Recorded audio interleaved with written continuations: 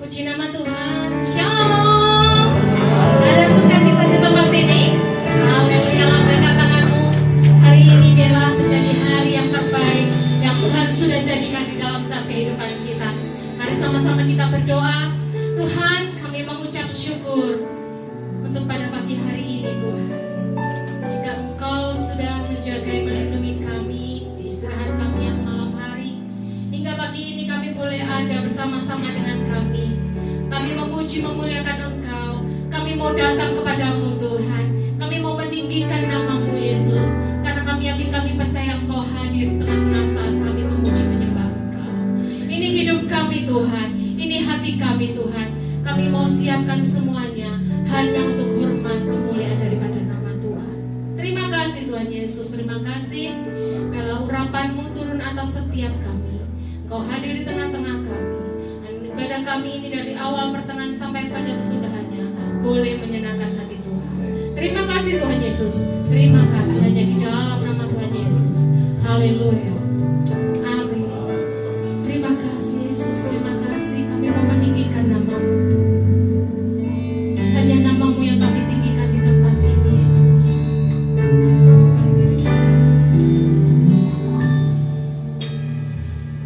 Bersyukur padamu Tuhan atas kasih-Mu. Kami mau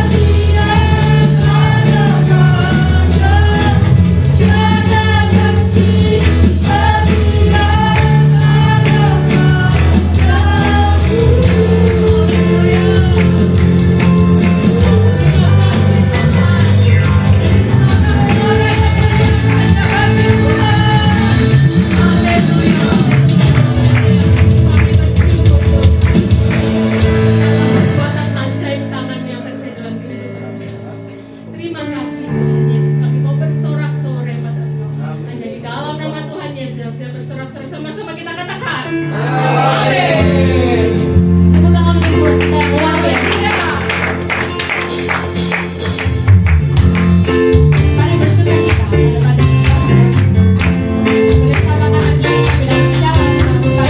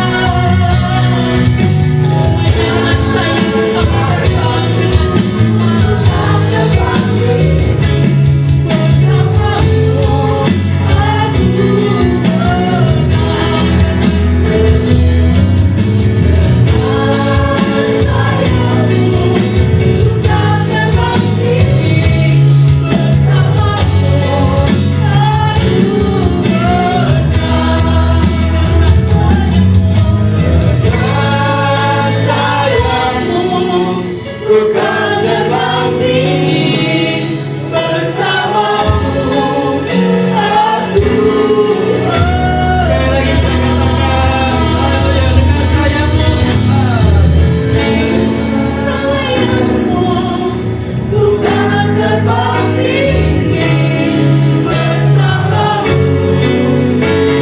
Aku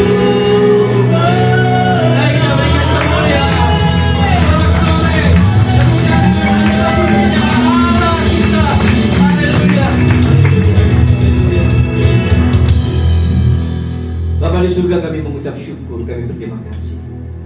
Satu waktu yang indah, satu hari lagi Kau kumpulkan kami di tempat ini ya Bapa.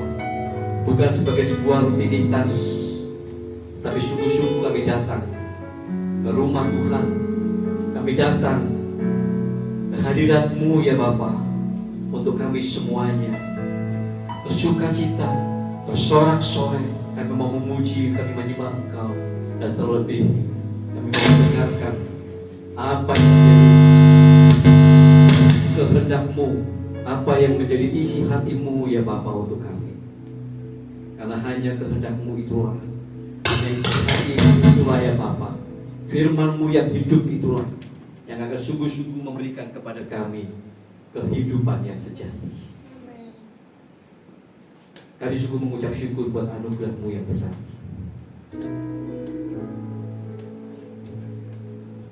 Engkau ada di tengah-tengah kami saat ini.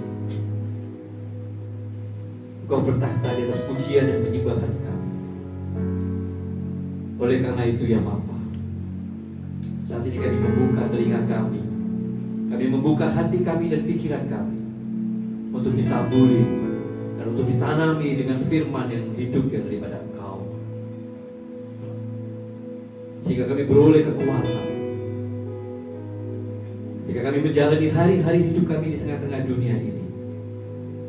Kami akan senantiasa berjalan dengan kuat kuasa firman-Mu, dan kami akan memperoleh kemenangan demi kemenangan bersama-sama dengan Engkau ya Bapa. Makasih Bapa di surga. Berfirmanlah, kami siap untuk mendengarkannya. Kami semuanya siap untuk diberkati oleh firman yang dari Bapa di surga. Di dalam nama Tuhan Yesus Kristus. Haleluya. Haleluya. Amin. Silakan duduk. Silakan duduk. Bapak Ibu Saudara. Shalom. Puji Tuhan, kita sudah masuk ke bulan November. Ini minggu yang pertama.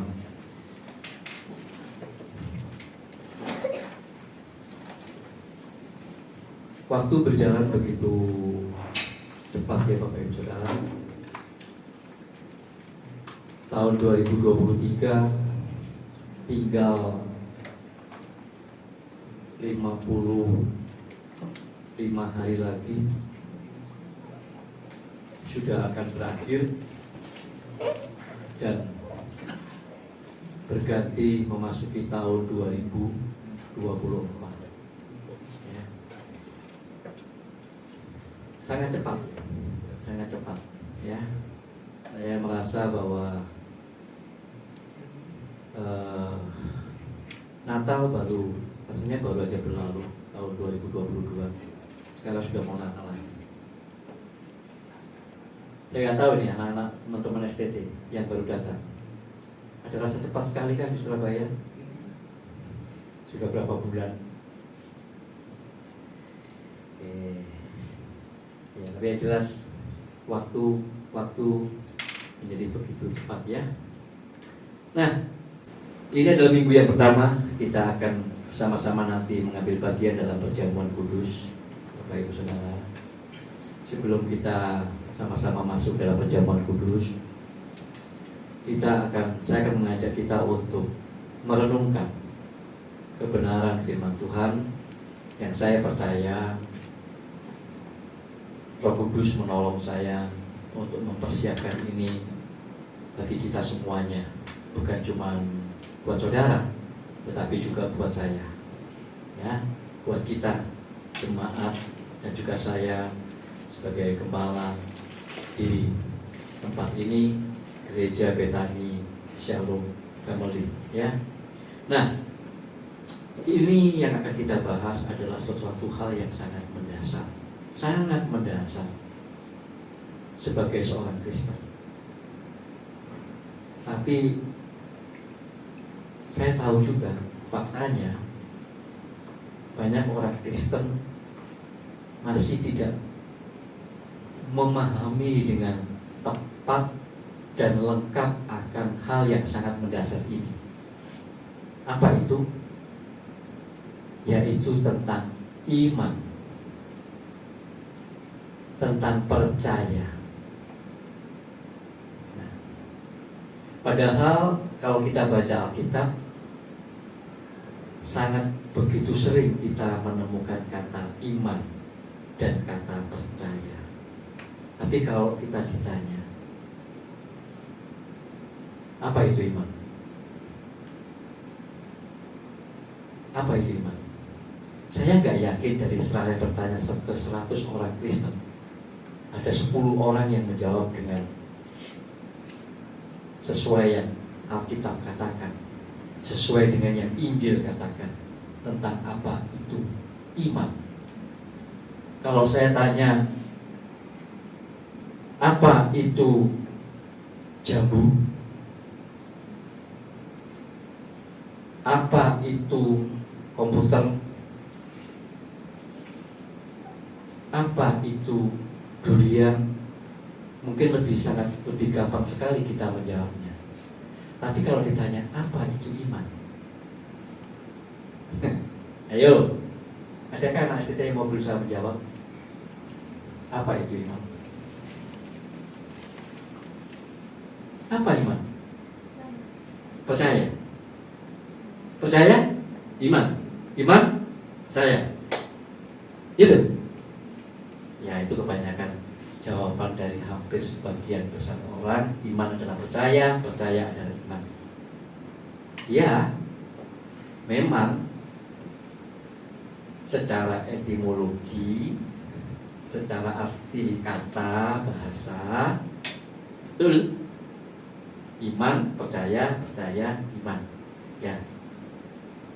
Kalau kita mau belajar lagi, karena kita pegang Alkitab, kita buka bahasa Ibraninya, kita buka bahasa Yunaninya, maka kata iman, kata percaya itu pun juga sama. Iman, kalau dalam bahasa Ibrani kata kerjanya emunah, kata bendanya aman. Kalau dalam bahasa Yunani kata bendanya pistis, kata kerjanya pisteuo. Ya, sama iman, percaya, iman, beriman, percaya, percaya, iman, begitu. Kalau kita melihatnya secara etimologi, secara arti kata dari bahasanya. Kalau kita buka kamus besar bahasa Indonesia, KBBI, apa itu percaya? Maka di situ kita akan menemukan percaya itu adalah mengakui, meyakini bahwa sesuatu itu benar adanya, nyata adanya. Atau percaya itu mengakui atau meyakini akan kemampuan seseorang atau sesuatu. Apakah misalnya saya percaya Kak Jerry punya kemampuan untuk mengkoordinir tim praise and worship. Saya percaya. Saya yakin bahwa tas saya ada di situ. Saya percaya. Kenapa? Nah, ya itu nyata itu. Benar memang tas saya di situ. Ya kan? Itu percaya. Iman sama juga artinya menurut KBBI, cuman iman itu kalau percaya itu dipakai untuk sesuatu yang bersifat umum. Iman itu bedanya hanya dipakai dalam konteks agama, konteks kepercayaan, keyakinan kepada Allah, misalnya, ya kan? Percaya kepada Allah, iman. Percaya kepada nabinya, buat agama yang lain. Percaya kepada kitab suci, bahwa kitab suci itu yang meyakini, ya itu benar, itu, gitu kan? Ya itu iman, percaya percaya, iman, iman, percaya. Nah, kalau kita melihat secara etimologi itu iman dan percaya itu memiliki arti yang sama dan dipakai secara bergantian ketika kita membaca Alkitab, kadang pakai iman, kadang pakai percaya, maka kemudian apakah artinya iman dan percaya itu cuma begitu aja? Nah ini loh yang kemudian banyak membuat orang Kristen tidak menjadi sungguh-sungguh Kristen.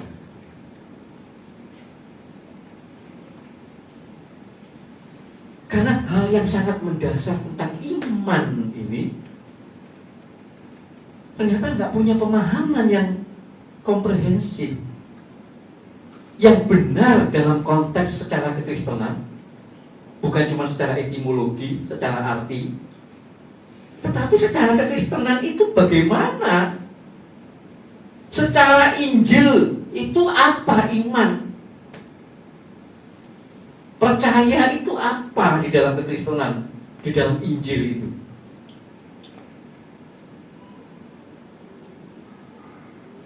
Maka kalau kita sebagai orang Kristen, kita harus punya pemahaman, pengertian yang lengkap, yang benar, apa itu iman, percaya, dalam arti yang khusus, dalam konteks kekristenan, dalam konteks Injil, di mana iman atau percaya itu dalam konteks kekristenan, dalam konteks Kristen, dalam konteks Injil tidak bisa dipisahkan dengan karya keselamatan di dalam Tuhan Yesus Kristus. Tak bisa dipisahkan. Kita tidak bisa memahami iman percaya itu di luar konteks karya keselamatan di dalam Tuhan Yesus Kristus. Karena kita orang Kristen, karena Injil Kristus. Maka kita tidak boleh lagi loh sebenarnya sebagai orang Kristen itu ya mensimplifikasi, menyederhanakan. Iman percaya, percaya iman. Aduh, bahaya. Bahaya. Pasti orang Kristen yang punya pemahaman hanya sangat simpel dan sederhana yang seperti itu tidak bertumbuh dengan benar dalam iman percayanya. Bahkan sangat rawan untuk terselewengkan. Coba Roma 10 ayat 9 sampai 10. Ini contohnya nih. Ya.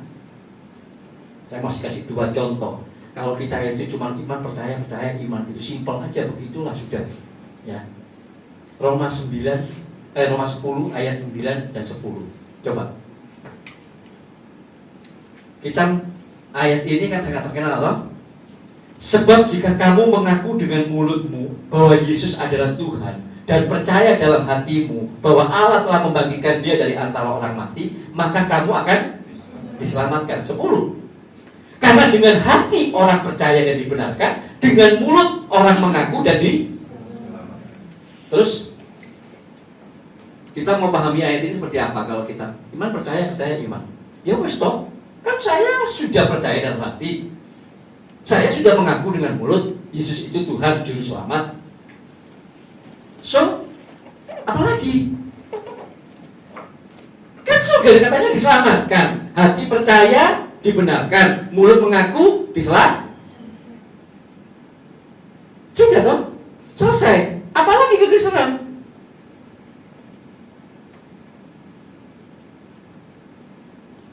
Coba.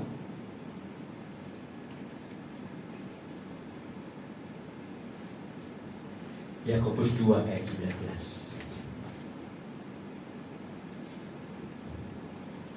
Yakobus 2 ayat 19. Kalau pemahamannya sangat simpel, sederhana seperti itu, bagaimana kemudian kita bisa melihat Yakobus 2 ayat 19 ini? Engkau percaya bahwa hanya ada Allah, satu Allah saja. Yes, itu baik. Tetapi setan-setan pun juga percaya akan hal itu, dan mereka gemetar. Nah, terus gimana? Kalau saya mau sejajarkan tadi ayat itu, kalau kemudian ada orang Kristen yang hanya memiliki pemahaman yang simple, yang iman percaya iman, kemudian Roma 10 ayat 9-10 tadi dibandingkan dengan Yakobus 2 ini, berarti orang Kristen itu tidak ada bedanya dengan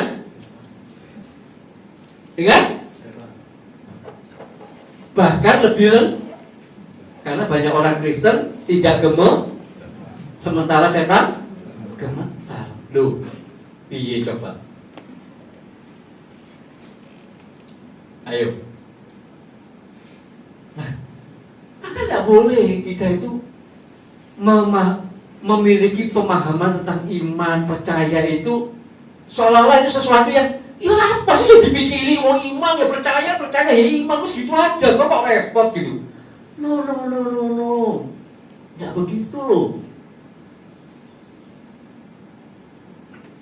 Jadi sekarang kita saya mau mengajak hari ini, pagi ini. Saya tahu bahwa khotbah ini tidak mungkin bisa saya sampaikan secara lengkap, lebih utuh hanya satu kali. Saya memang sudah planning ini untuk 2 kali pertemuan. Saya selalu ambil waktu dalam 1 bulan di tempat ini, di mana Tuhan percayakan saya kepalakan umatnya, domba-domba Tuhan, 2 kali dalam sebulan. Saya akan mengajar satu topik, sebuah pengajaran. Sementara teman-teman pengkhotbah, rekan-rekan pengkhotbah yang kemudian Tuhan kirimkan ke tempat ini akan melengkapi atau akan memberikan hal-hal yang mungkin agak berbeda sebagai satu warna. Ya. Tetapi saya mau kita terus menjadi jemaat yang belajar. Okay. Karena ini akan terus nanti sampai kepada kita mau mengatakan bahwa jemaat Bethany Shalom Family itu adalah jemaat yang mengalami kehidupan dalam damai sejahtera Kristus Yesus. Shalom. Kita nggak akan pernah bisa mengalami shalom di dalam Tuhan Yesus Kristus itu di tengah-tengah dunia ini kalau kita nggak belajar akan kebenaran.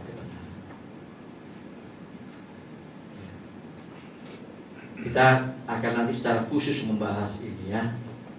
Tetapi pagi hari ini, ayo saya mau mengajak, jangan lagi mensimplifikasi, bahaya. Ya, bahaya. Oke? Karena saya kalau WA sama anak saya yang perempuan, saya seringkali goda-goda dia. Kan sekarang ini kan mulai beberapa terakhir ini kan itu banyak stiker-stiker di WA itu ya loh, yang saya kalau kirimi dia pasti dia ketawa gitu kan. Karena kalau dia pamit, Pak aku mau gini, terus sebentar kirim. Dia misalnya, Pak aku pamit ya Pak, nanti aku mau nongkrong di tempatnya temennya gitu ya. Pulangnya nggak usah dijemput gitu kan, aku nanti pulang dewek gitu. Maka saya jawab pakai stiker, dulu gak bahaya tak gitu. Dia pasti akan senyum gitu ya. Nah, maksud saya begini Bapak Ibu, ini kalau kita nggak pahami tentang kebenaran yang benar dan cukup lengkap, komprehensif tentang yang namanya iman Kristen, percaya di dalam Tuhan Yesus Kristus, itu sama saja dulu gak bahaya tak gitu ya. Nah, jadi kita mesti paham sekarang, Allah itu kemudian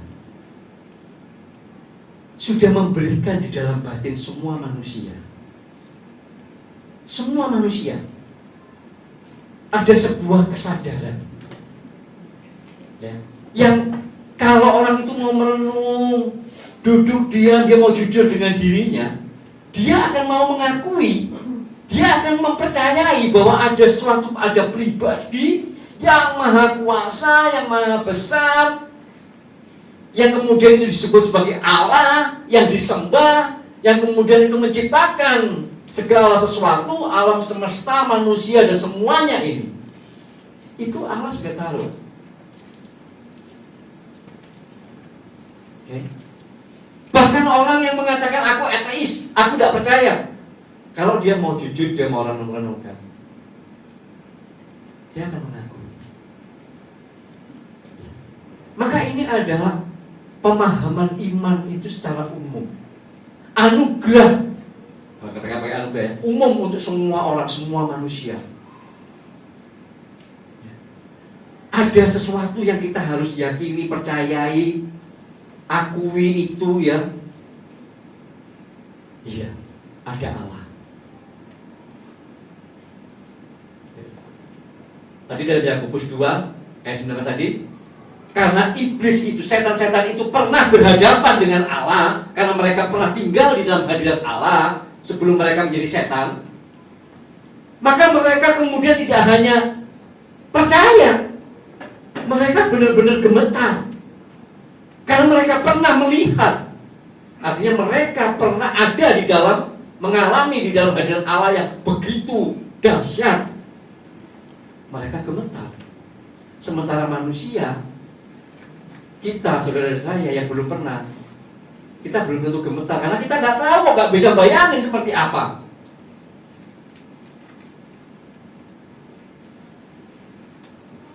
Nah ini percaya yang umum. Ini bukan iman Kristen. Ini bukan percayanya orang Kristen yang begini ini. Bapak Ibu bisa tanya kepada siapapun, yang orang-orang yang katakanlah yang beragama apapun, percaya ada Allah, percaya Allah, percaya.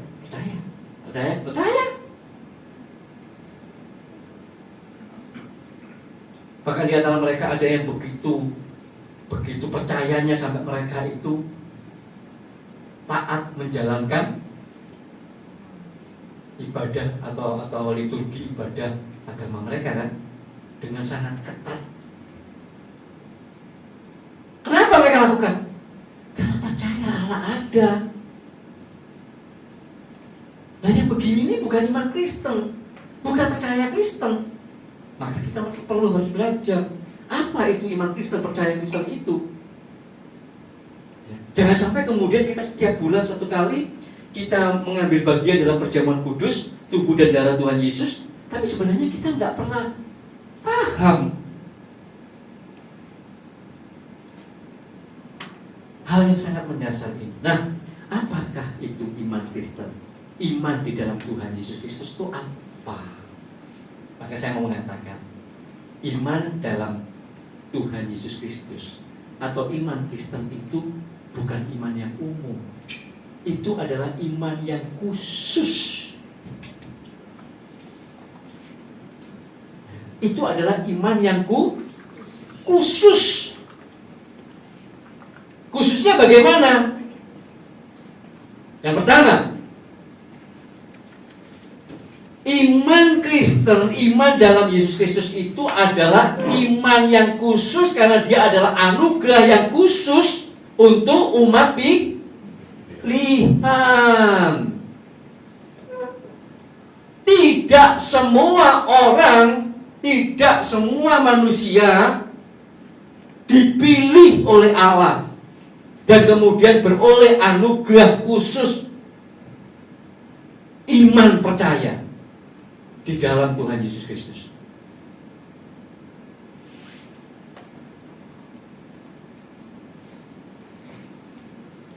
Ya. Tapi Bapak Ibu Saudara dan saya ini dipilih oleh Allah untuk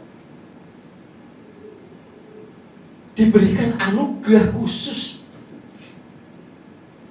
iman percaya di dalam Tuhan Yesus Kristus Sehingga kita disebut sebagai umat pilihan. Umat pilihan.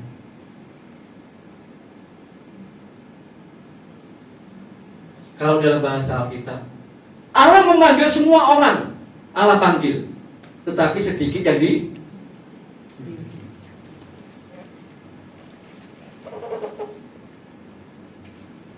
Iman Kristen, iman percaya dalam Tuhan Yesus Kristus ini adalah iman yang khusus, anugerah khusus hanya untuk umat pilihan.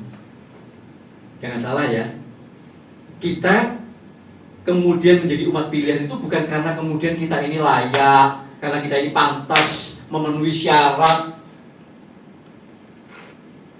sehingga kemudian kita dipilih gitu. Enggak. Maka kata anugerah itu, kasih karunia itu harus benar-benar kita, ini anugerah. Karena memang bukan karena kita layak, bukan karena kita pantas, bukan karena kita memenuhi syarat, maka kemudian kita menjadi umat pilihan. Bukan. Allah dalam kedaulatannya, Dia memilih kita dan kemudian memberikan anugerahnya kepada kita menjadi umat pilihan.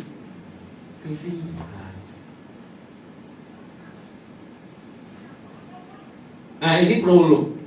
Jadi kita sekarang yang pertama mesti tahu, iman percaya, iman Kristen, iman percaya dalam Tuhan Yesus Kristus itu adalah iman yang khusus, anugerah yang khusus untuk umat pilihan. Karena Allah yang dalam kedaulatannya telah memilih dan memberikan anugerahnya kepada mereka yang dipilihnya. Lewat pernyataan ini, saya mau masuk, kita sebenarnya mau mengeksposisi apa yang ada di dalam Efesus 2 ayat 1 sampai dengan 10 menjadi dua bagian khotbah saya minggu ini dan minggu depan. Efesus 2 ayat 1 sampai dengan 10.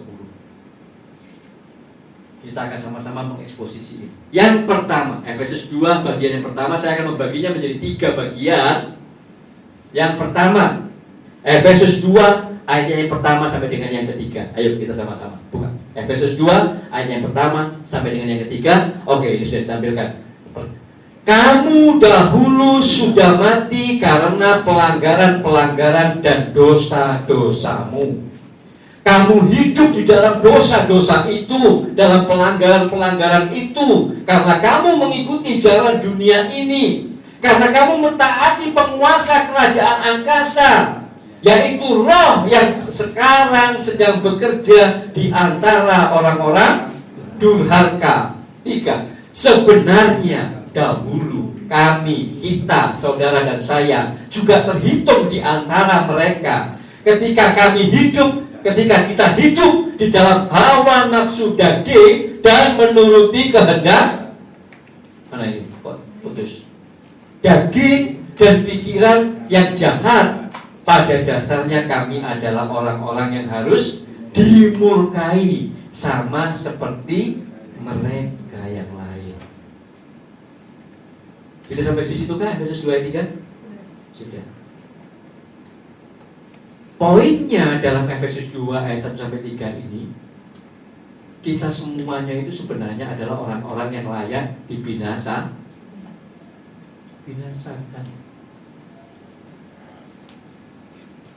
Kita sudah jatuh dalam dosa, mengerjakan berbagai-bagai dosa, hawa nafsu, pelanggaran.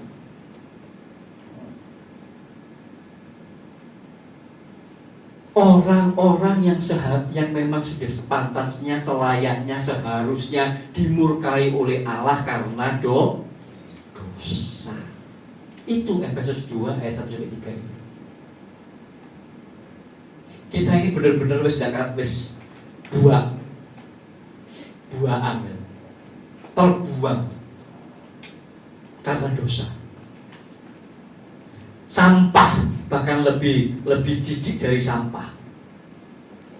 Hidup dalam pelanggaran, hidup dalam hawa nafsu yang dalam pikiran, dalam perkataan, dalam perbuatan, nggak karu-karuan deh pokoknya. Maka layak dan bahkan seharusnya dimurkai karena dosa. Itu Efesus 2 ayat 1 ini. Nah, tetapi kemudian Efesus 2 ayat 4 sampai 7 berkata begini. Efesus 2 ayat 4-7 berkata begini. Tetapi Allah yang kaya dengan rahmat, oleh karena kasih-Nya yang begitu besar, yang dilimpahkannya kepada kita, telah menghidupkan kita bersama-sama dengan Kristus, sekalipun kita telah mati oleh kesalahan-kesalahan kita. Oleh kasih karunia kamu diselamatkan. Lanjut. Dan di dalam Kristus Yesus, Ia itu adalah Allah telah membangkitkan kita juga dan memberikan tempat bersama-sama dengan Kristus Yesus itu di surga, supaya pada masa yang akan datang Ia menunjukkan kepada kita, Allah menunjukkan kepada kita kekayaan kasih karunia-Nya yang melimpah-limpah sesuai dengan kebaikannya terhadap kita di dalam Yesus Kristus. Efesus 2 ayat 4-7 ini jelas.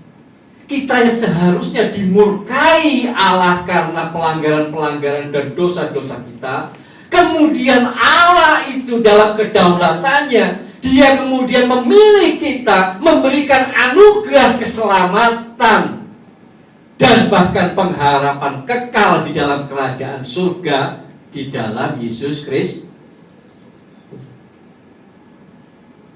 Bukan karena kita itu suci, kudus, hebat, layak untuk dipilih. No.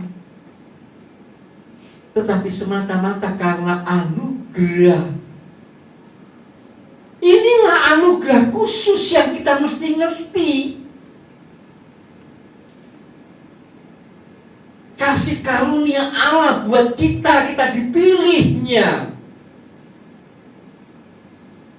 Sekalipun sebenarnya kita ini sampah, bahkan lebih menjijikkan dari sampah, tetapi Allah itu oleh karena kasih-Nya yang begitu besar, oleh karena rahmat-Nya yang begitu besar di dalam Tuhan Yesus Kristus, kita yang sampah bahkan lebih jijik dari sampah itu kemudian dipilihnya dalam kedaulatannya, diberikannya anugerah keselamatan dan bahkan pengharapan kekal di dalam Yesus Kristus untuk nanti bersama-sama dengan Bapa, Putra, dan Roh Kudus di dalam kerajaan surga. Sampai di sini saya berharap sudah mulai bisa meraba nangkep.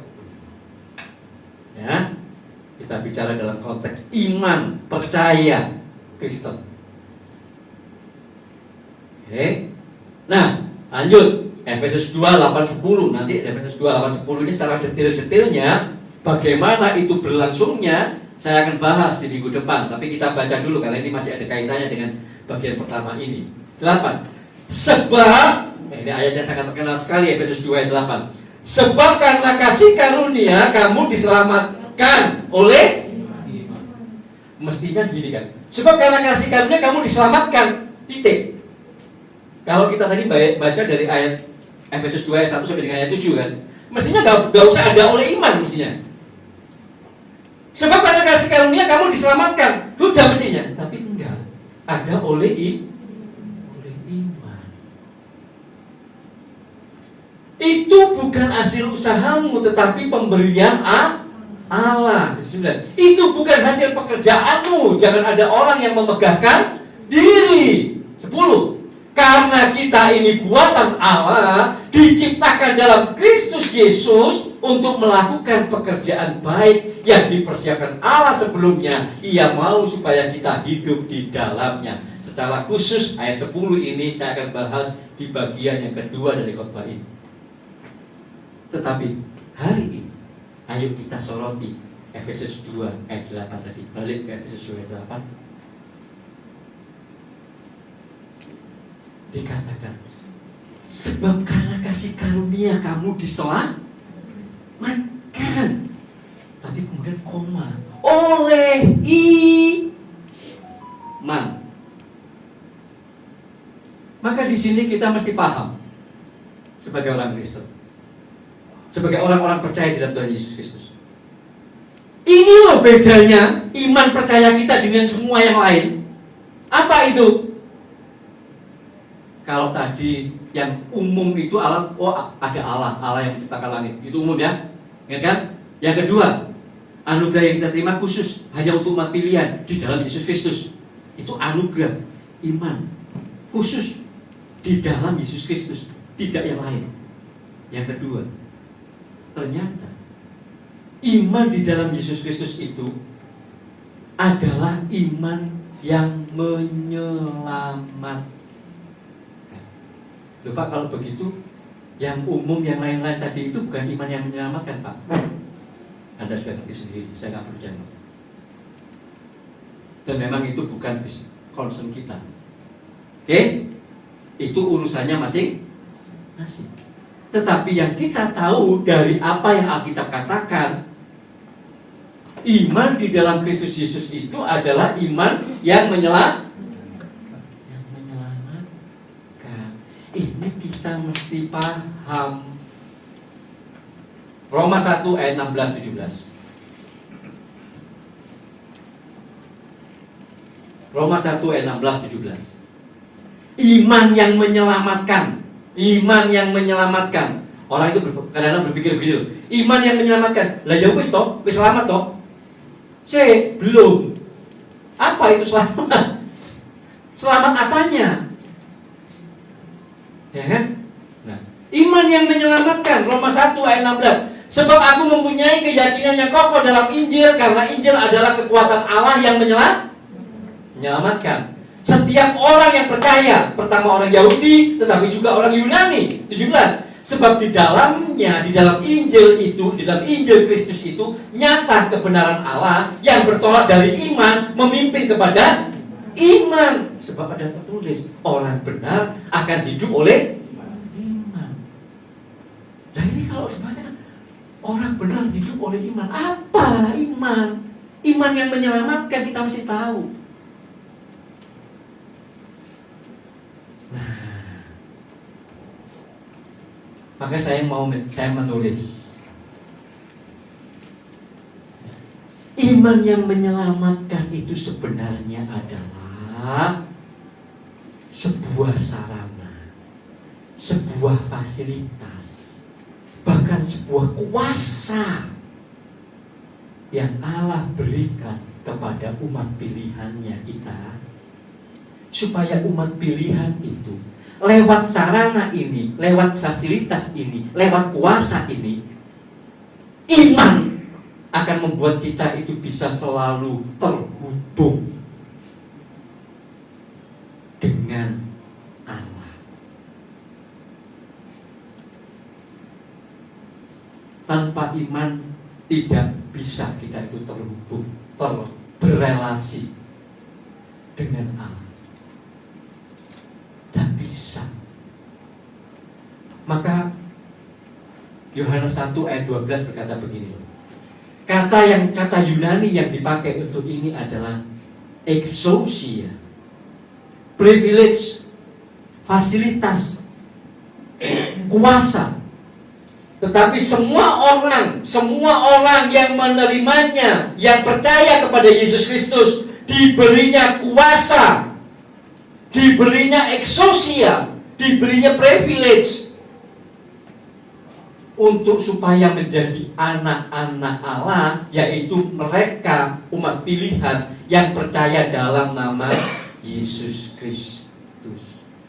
Kuasa itu bukan menggunakan kata dunamis seperti di dalam Kisah Rasul 1 ayat 8, tetapi menggunakan kata exousia, privilege, sarana, fasilitas, kuasa. Apa itu? Iman. Diberinya iman yang menyelamatkan, bukan iman yang umum, iman yang menyelamatkan. Nah, ini loh kekristenan. Setelah mendengar ini, kita tidak boleh lagi hidup sebagai orang Kristen yang kemudian tidak tahu apa itu iman, apa itu percaya, dan kemudian kita hidup berjalan seperti imannya yang percayanya umum. Tidak boleh. Iman kita di dalam Tuhan Yesus Kristus itu satu, dia adalah anugerah khusus diberikan oleh Allah untuk umat pilihan, anugerah kasih karunia. Yang kedua, iman ini adalah iman yang menyelamatkan, merupakan fasilitas, kuasa, exousia, yang itu membuat kita itu bisa selalu terhubung dengan Allah. Bahkan dalam keterhubungan kita dengan Allah itu, dalam relasi kita dengan Allah itu, bahkan sebagai anak dengan Bapa. Tidak ada di tempat lain. Tidak ada di tempat lain. Yang imannya, percayanya itu membuat dia terkoneksi dengan Allah sebagai anak dengan Bapa. Tidak ada kecuali Kristen. Maka kita sekarang mesti tahu, kalau begitu luar biasanya iman Kristen itu, percaya kita di dalam Tuhan Yesus Kristus itu, dan disebut sebagai iman yang menyelamatkan. Apa maksudnya iman yang menyelamatkan itu? Karena kalau kita baca Alkitab nanti, ya, dikatakan, Rasul Paulus berkata, aku sudah mengakhiri pertandingan, aku memelihara iman. Tuh, iman pelihara. Kita kemudian nanti akan bisa baca lagi di dalam 1 Petrus. Ada yang namanya tujuan iman. Kamu telah mencapai tujuan imanmu. Loh, itu nanti kita lihat satu-satu, ya, di bagian kedua daripada khotbah saya. Maka kemudian kita akan bisa melihat itu loh iman yang menyelamatkan, imannya orang Kristen, iman kita di dalam Tuhan Yesus Kristus. Bukan iman yang kita nggak tahu, yang gerambiang, yang iman yang bukan. Maka iman ini yang selain anugerah khusus ini, iman yang menyelamatkan ini, yang kemudian membuat kita bisa berelasi, terhubung dengan Allah bahkan sebagai anak dengan Bapa, itu ternyata memiliki sebuah tujuan ilahi, supaya kemudian keselamatan itu ada manusia, umat pilihan khususnya, dikembalikan kepada rancangan yang semula.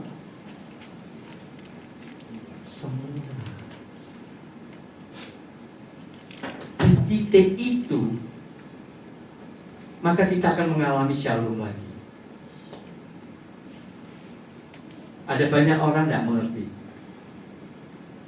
Ketika Tuhan berkata, damai sejahteraku tidak sama dengan yang dari dunia. Damai sejahtera yang kutinggalkan kepadamu tidak sama. Shalom itu yang pernah dialami oleh Adam dan Hawa di Taman Eden, itu menjadi sebuah rongga kosong di dalam hati manusia yang tidak akan pernah didapatkan dimanapun kecuali di dalam Tuhan Yesus Kristus. Kalau kita ngerti tentang iman yang menyelamatkan ini. Mau dicari dengan uang, mau dicari dengan apapun yang ada di dunia ini, tidak akan pernah bisa mengisi sebuah rongga kosong di dalam hati manusia yang bentuknya adalah, yang tulisannya adalah Shalom.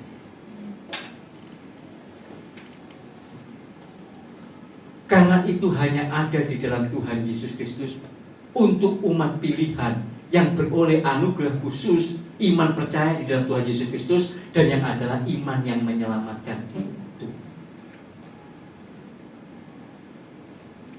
Maka ya Bapak Ibu Saudara, tidak mengherankan kalau dulu tadi ketika kita baca tadi loh di dalam Roma 10, 9-10 tadi, mulut mengaku, hati percaya. Ya kita tidak boleh putuskan dari konteks itu. Jemaat mula-mula mulutnya mengaku Yesus Kristus adalah Tuhan Raja, ya kepalanya hilang.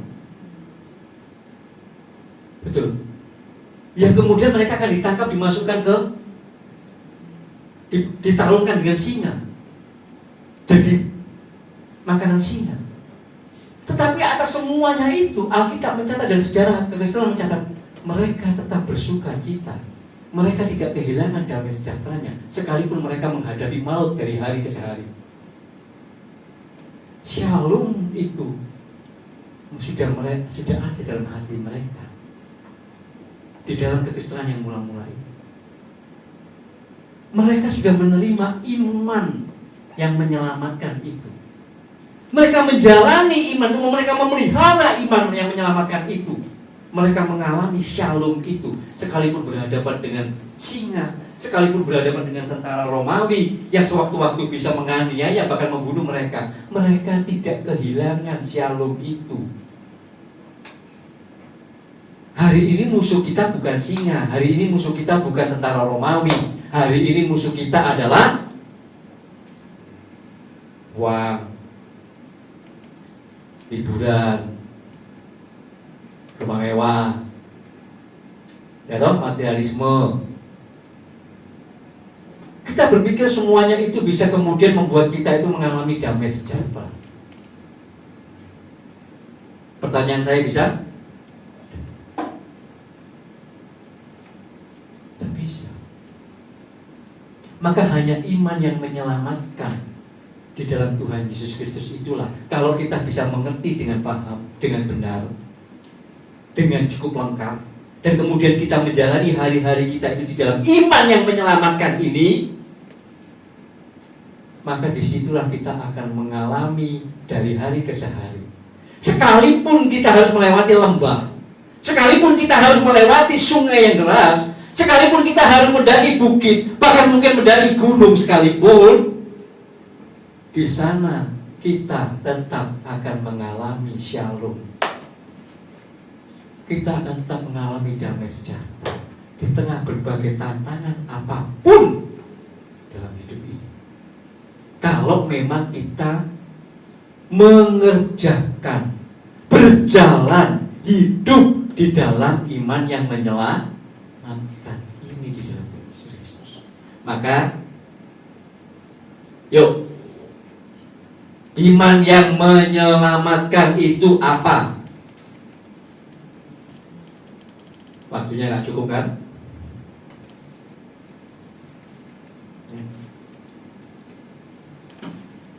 Iman yang menyelamatkan itu apa? Maka dengan cepat saya mau mengatakan, iman yang menyelamatkan itu adalah satu. Ada tiga. Satu, iman yang menyelamatkan itu adalah iman yang oleh dan di dalam karya Kristus yang sempurna. Karya Kristus yang sempurna itu dimulai dari inkarnasinya, kematiannya di atas kayu salib, kebangkitannya, dan kemudian kenaikan ke surga. Jadi iman yang menyelamatkan itu adalah iman yang oleh dan di dalam karya Kristus yang sempurna itu. Tidak ada di yang lain-lainnya. Maka ini cuma iman Kristen, iman yang menyelamatkan. Tidak ada iman percaya yang menyelamatkan selain iman ini, oleh dan di dalam karya Kristus yang sempurna. Karena Yesus Kristus sendirilah itu sang iman. Ibrani 11 ayat 1 yang beberapa waktu yang lalu pernah saya bahas. Ibrani 11 ayat 1 berkata, iman adalah dasar, iman adalah bukti. Siapa itu? Ya sebenarnya yang pertama-tama dan pertama kali adalah Yesus Kristus sendiri. Dialah dasar, karena Alkitab berkata tidak pernah ada bisa diletakkan dasar yang lain selain dasar yang diletakkan adalah Yesus Kristus. Dialah bukti. Ya karena dialah yang sudah memberikan bukti. Turun dari surga, mati di atas kayu salib, bangkit, dan kemudian naik ke surga. Dialah itu sang iman.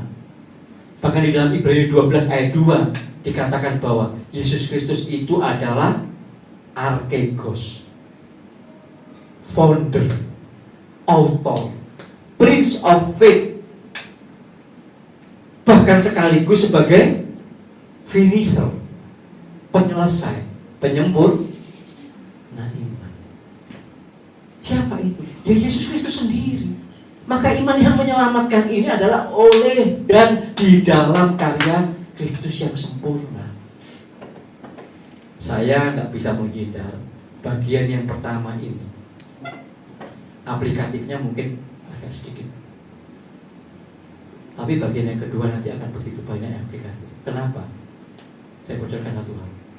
Iman ini kemudian dia taruh di dalam kita, di dalam roh kita, di dalam jiwa kita. Sementara jiwa kita ini dan bahkan daging kita sudah terlanjur bergelut dengan dosa. Maka iman itu mengerjakan berbagai-bagai hal nanti di dalam diri kita. Maka ada yang namanya kemudian perjalanan iman, journey of faith, yang kemudian Rasul Paulus berkata, aku sudah memelihara iman. Nah, yang kedua, iman yang menyelamatkan itu adalah Roma 10 ayat 17. Ini perlu dibuka. Roma 10 ayat 17. Iman itu, iman yang menyelamatkan, iman Kristen, iman percaya dalam Tuhan Yesus Kristus itu adalah timbul dari pendengaran akan firman, akan Injil Kristus, tidak ada yang lain. Jadi iman yang menyelamatkan itu adalah oleh dan di dalam Injil Kristus, bukan Injil yang lain. Tidak ada di tempat lain kecuali kita mendengarkan, bukan cuma mendengar, tetapi mendengarkan. Sudah tahu kan bedanya mendengar dengan mendengarkan, toh? Nyimak, merenungkan, bukan cuma sekedar dengar. Kalau ada ban meletus di sana kita dengar, itu cuma kita dengar saja. Tetapi kalau kita kuliah misalnya, maka kita nyimak, kita mendengarkan. Oleh dan di dalam Injil Kristus, mendengarkan Injil Kristus, merenungkan Injil Kristus, itulah iman yang menyelamatkan. Yang ketiga, yang terakhir, iman yang menyelamatkan itu adalah oleh dan di dalam kuasa Roh Kudus. Ini yang nanti akan kita bahas lebih banyak. Kenapa? Oleh dan di dalam kuasa Roh Kudus ini ketika Allah itu memberikan iman, anugerah iman yang menyelamatkan itu di dalam umat pilihan, maka dikatakan di dalam Yohanes 14 ayat 15 sampai 17, umat pilihan itu kemudian menjadi bait Roh Kudus, menjadi rumah Roh Kudus. Karena Roh Kudus akan tinggal diam di dalam kita, kata Yohanes 14 ayat 26. Dia akan memimpin, memberitahukan kepada kita seluruh apa yang dikatakan oleh Tuhan Yesus Kristus. Semuanya Roh Kudus yang diam di dalam kita itu.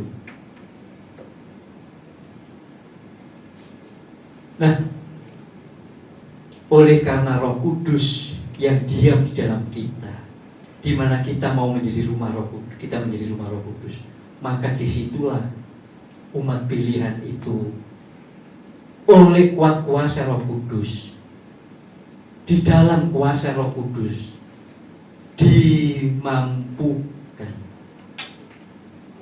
untuk kemudian hidup di dalam seluruh kebenaran. Yohanes 16:13 kan? Jika Roh menghibur itu turun, Roh kebenaran itu akan memimpin kamu kepada seluruh kebenaran. Kita dimampukan. Roh Kudus yang di dalam kita itulah yang akan menuntun kita, memimpin kita di dalam seluruh kebenaran. Yang kedua, Roh Kudus itulah kemudian juga yang akan membuat kita itu, memampukan kita untuk kita itu rela menderita, bahkan rela menderita sampai mati oleh karena kebenaran. Contohnya siapa? Stefanus, martir yang pertama. Alkitab mencatat Stefanus yang penuh dengan Roh Kudus itu kemudian dia memandang ke langit dan melihat langit terbuka, dan dia melihat Allah di tahtanya, sementara orang merajam dia dengan melemparinya dengan batu. Apakah hebatnya Stefanus? oleh karena Roh Kudus yang ada di dalam. Siapa lagi? Rasul Paulus. Ketika dia bertemu dengan, ditangkap oleh Allah, oleh Tuhan Yesus dalam perjalanan menuju ke Damsyik, kemudian buta 3 hari lamanya. Ananias datang menumpangkan tangan dalam Kisah Rasul 9:17. Dan kemudian ketika Ananias menumpangkan tangan, Rasul Paulus penuh dengan Roh. Dan sejak hari itu Rasul Paulus kemudian memberitakan Injil dengan tidak takut, rela menderita apapun, bahkan mati untuk Injil Kristus itu. Roh Kudus itulah yang diam di dalam dirinya, yang kemudian memberikan kemampuan untuk itu. Orang Kristen hari ini, Bapak Ibu Saudara, yuk kita renungkan sebelum kita mengambil, sebentar lagi kita akan masuk dalam perjamuan kudus. Apakah kita sudah mengerti iman yang demikian itu ada di dalam kita? Apakah percaya kita di dalam Tuhan Yesus Kristus itu sudah memiliki pemahaman yang benar seperti ini?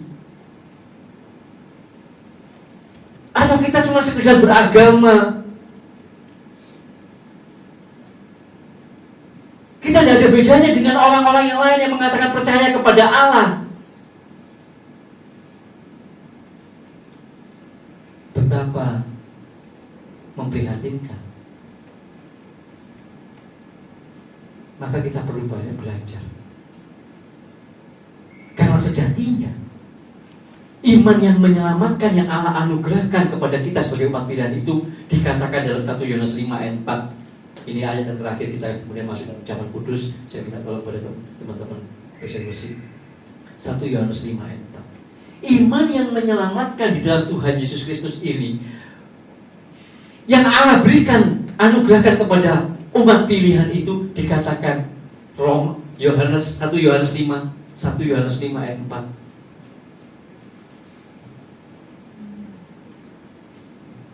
Nah, dikatakan apa? Sebab semua yang lahir dari Allah mengalahkan dunia, dan inilah kemenangan yang mengalahkan dunia, siapa? Iman kita. Iman kita di dalam Tuhan Yesus Kristus itu mengalahkan hari ini bukan orang Kristen yang mengalahkan dunia yang mengalahkan orang. Kenapa? Karena nggak paham, nggak ngerti tentang iman, percaya di dalam Tuhan Yesus Kristus ini. Hanya sekedar iman, percaya iman. Hari Minggu datang ke gereja,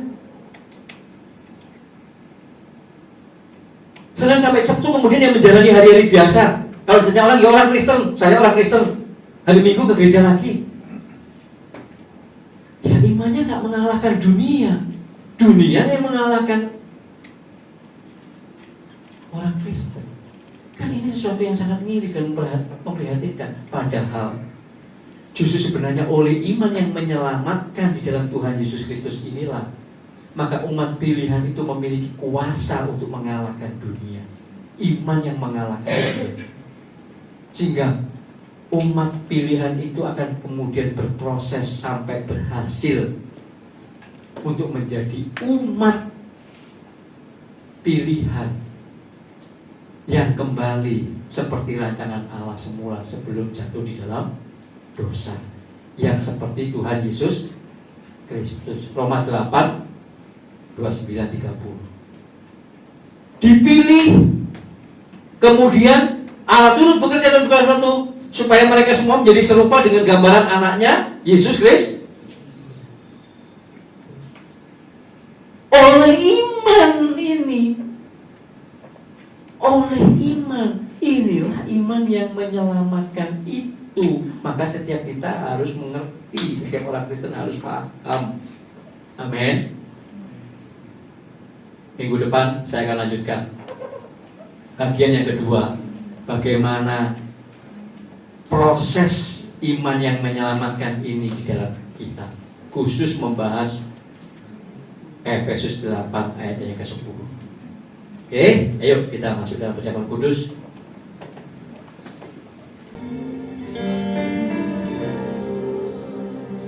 Kami mengucap syukur ya Bapa. Engkau sudah mengenyangkan kami dengan firman-Mu, roti hidup, roti surgawi. Dan Engkau sudah memberikan kami anugerah yang besar, melayakkan kami untuk makan tubuh Tuhan dan minum darah Tuhan dalam perjamuan kudus ini. Terima kasih Bapa di surga. Biarlah oleh kuat kuasa firman-Mu dan oleh kuat kuasa perjamuan kudus Tuhan, kami makan roti dan minum darah Tuhan. Itu boleh memberikan kami kekuatan untuk kami boleh semakin hari semakin terus berjalan menggenapi akan rencana-Mu di tengah-tengah dunia ini. Kami mengerjakan akan keselamatan yang sudah Kau anugerahkan. Dan dengan iman percaya kepada Yesus Kristus Tuhan, kami melangkah dari satu hari ke satu hari menjadi umat pilihan yang dipulihkan sampai kami Engkau panggil pulang. Terima kasih Bapa di surga. Sebentar kami akan mengakhiri ibadah bersama ini. Sebelum kami pulang meninggalkan ruangan ini dan berpisah satu dengan yang lain, Bapa di surga, dalam kasih anugerah dan kemurahan-Mu, saat ini kami mengangkat tangan kami.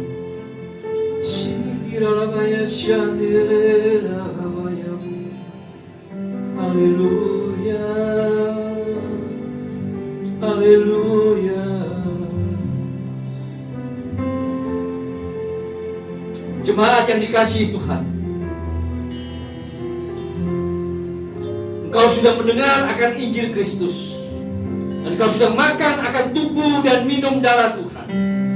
Oleh karena itu, dalam kuat kuasa Injil Kristus, dalam kuat kuasa tubuh dan darah Tuhan Yesus Kristus, terimalah saat ini berkat anugerah kemurahan dan rahmat dari Bapa di surga turun dalam hidupmu, dalam keluargamu, dalam pekerjaanmu, dalam pelayananmu, dan segala apa yang dikerjakan oleh tanganmu akan senantiasa disertai dengan berkat-berkat yang dari Bapa di surga. Biarlah kiranya cinta kasih di dalam Tuhan Yesus Kristus dan persekutuan oleh Roh Kudus, itulah yang akan menuntun, membimbing, menguatkan, menghiburkan, dan membuat kita berhasil dari hari ke hari. Kita menjadi umat pilihan Bapa di surga, berjalan di tengah-tengah dunia ini, dari mulai sejak siang hari ini sampai Tuhan Yesus datang, bahkan sampai selama-lamanya. Kita adalah anak-anak Bapa di surga yang diberkati dan yang berhasil di dalam nama Tuhan Yesus. Haleluya, haleluya. Semua kita yang sudah diberkati, sama-sama kita katakan